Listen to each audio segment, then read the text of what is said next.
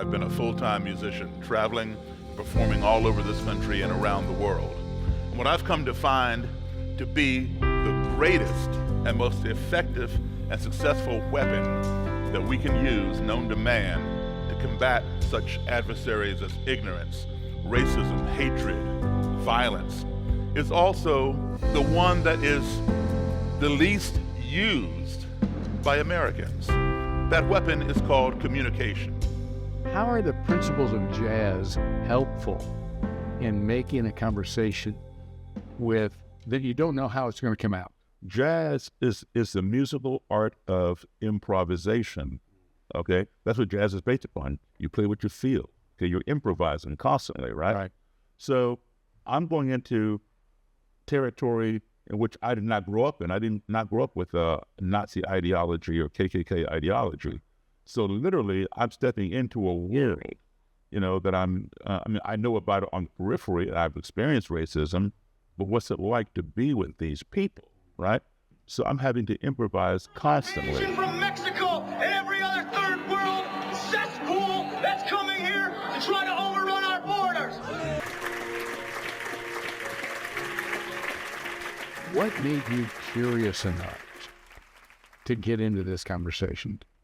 Well, that's a good question, because I didn't know I was meeting Daryl Davis.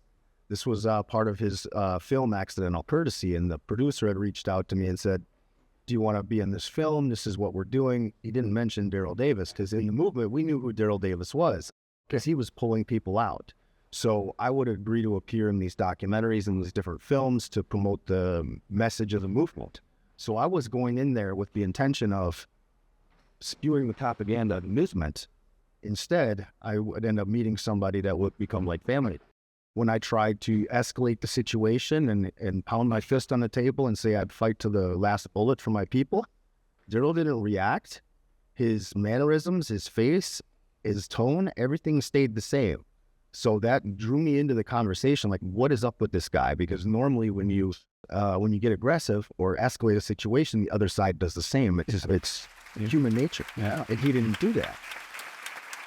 We invented the means to put Neil Armstrong on the moon. And while he was up there walking around talking about one small step for man and one giant leap for mankind, we could communicate with him. How is it that we as Americans can talk to people as far away as the moon, but yet many of us have difficulty talking to the person who lives right next door because of the color of their skin, their religion, their persuasion, their ethnicity, etc.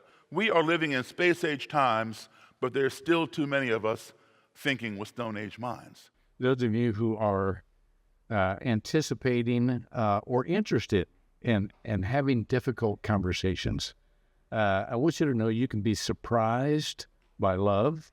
You can be surprised by joy. You can be surprised by the knowledge that you gain and how much there is to benefit from those conversations that you think are going to be difficult, and they may be difficult, but at the end, they're a great benefit.